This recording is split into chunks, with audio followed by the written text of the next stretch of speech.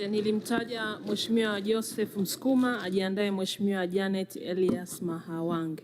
Nakushukuru sana Mheshimiwa Mwenyekiti kwa kunipa nafasi na mimi niweze kuchangia. Kwanza nimpongeze sana Mheshimiwa Waziri Profesa Mkumbo pamoja na wataalamu wote. Kwa kweli naomba niseme kama Profesa Mkumbo tutaferi kwenye hii wizara unayoiongoza, sijui huko mbele itakuwaje, kwa sababu mimi nakuamini sana kichwa chako Mheshimiwa Profesa, na hili nalisema wazi, na Profesa mwalimu wako akiwa ananisikiliza hapa, na nimpongeza sana kwa kuja kumsikiliza mwanafunzi wake, na mimi natamani nikizeeka siku moja mnikaribishe, na nimependa swaga ya leo ya Profesa. Mheshimiwa Mwenyekiti, naomba niseme wazi, ni kweli tuna mipango mizuri sana. Hili nalisema kila siku. Mipango sio matumizi kama huisimamii. Unapopanga kitu halafu hukisimamii, huwezi kufanikiwa. Na mtu yoyote mwenye mafanikio anaishi kwenye mipango yake. Najaribu kuangalia, nyinyi huku juu mko sawasawa kabisa, wizara na profesa, lakini wanaotekeleza mipango yetu ni halmashauri huko chini. Mmewahi kufanya research ya maisha ya watu huko chini na hizo halmashauri kwenye mipango yenu, ama mnaletewa tu maandiko halafu mna copy na kupaste? Niwaombe, maisha ya watu ya wafanyabiashara ni maisha magumu sana, hasa kule chini. Mfanyabiashara yoyote aliyeko chini kwenye halmashauri, na ndo kwenye chanzo, hana msaada wowote kwenye halmashauri, hana. Yani kila mtu kwenye halmashauri, msimamizi ambaye anatakiwa kumfanya mtu akue kuwa mkubwa, kila siku anaamka kuwaza kwenda kuchukua hela tu kwa mfanyabiashara. Sasa niwaombe sana, tunaweza kuwa tunazungumza vizuri, tunapanga vizuri, lakini utekelezaji wake ni mgumu, kwa sababu kule chini kwenye halmashauri ambao ndio watekelezaji hawaendani kabisa na mipango tunayoipanga kwako Mheshimiwa Profesa.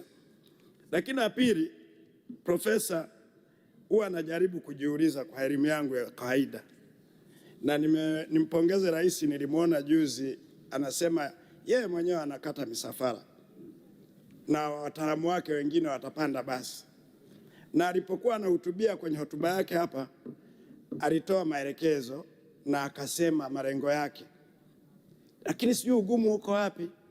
Rais amerudia mara nyingi, anasema mashirika ambayo hayana msaada nitayafuta ama nitayaunganisha. Sasa Mwenyekiti, mimi nataka nijiulize, kwa mfano TBS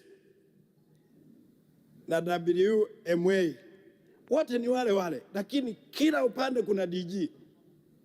Kwa nini tusiondoe ile shirika moja tukaliacha TBS, ili kikawa ni kitengo ndani ya TBS?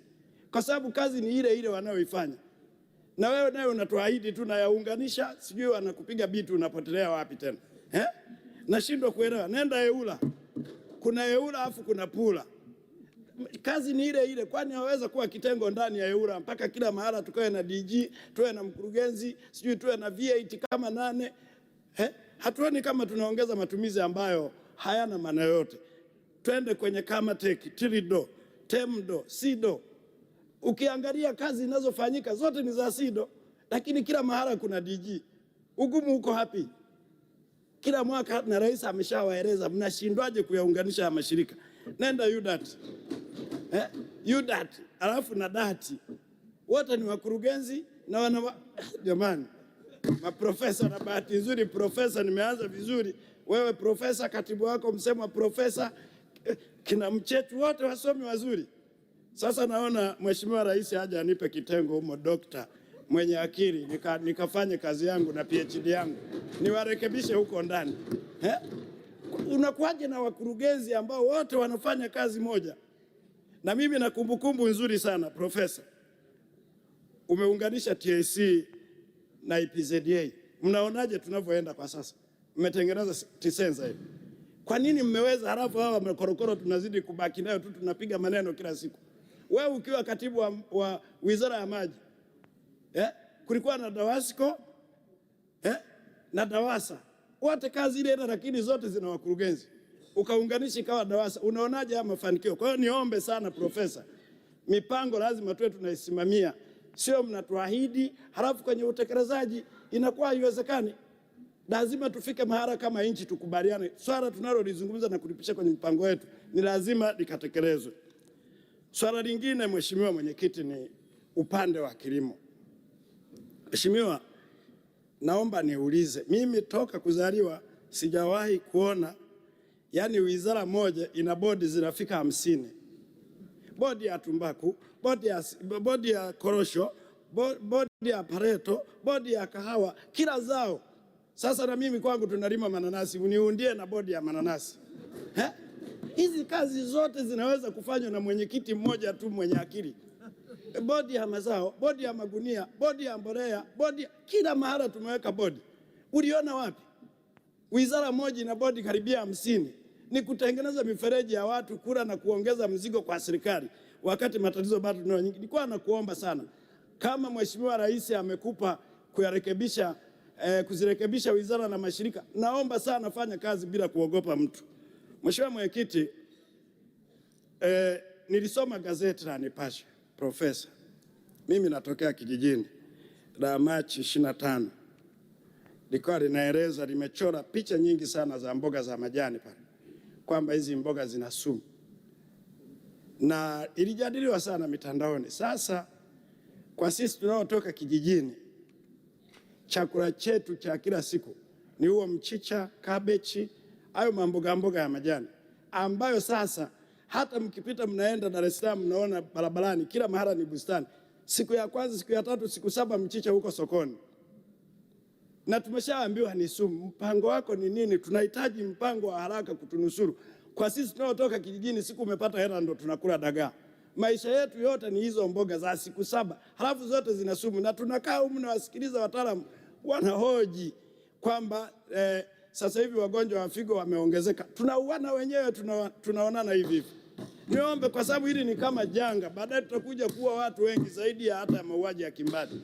Mboga yetu sisi ni mchicha. Ukiwasikiliza wataalamu wanakuambia ukila mchana mboga 7, tia mchicha wa siku 7 huo wenye sumu kila mahali. Mpango wa haraka ni nini kwako Profesa Mkumbo? Utusaidie. Lakini lingine Profesa, nimekusikiliza kwenye mpango nimeona peji ya PPP ya ndugu yangu Kafulila. Nataka kujiuliza labda PPP huwa ni nini? Lakini mimi kila siku nikijiuliza, PPP ni muunganiko wa private sector na serikali. Hebu ni wapi, mnionyeshe mliungana na nani wapi? Sioni. Na leo hii unasema mnaenda kwenye 75% private sector na nyie serikali 25%. Wapi ambapo mmefanya mkafanikiwa? Kwa hiyo niombe sana tusimamie mipango yetu. Asante sana Mheshimiwa Mwenyekiti. Asante Mheshimiwa. Nilimtaja Mheshimiwa Janet Elias Mahawanga.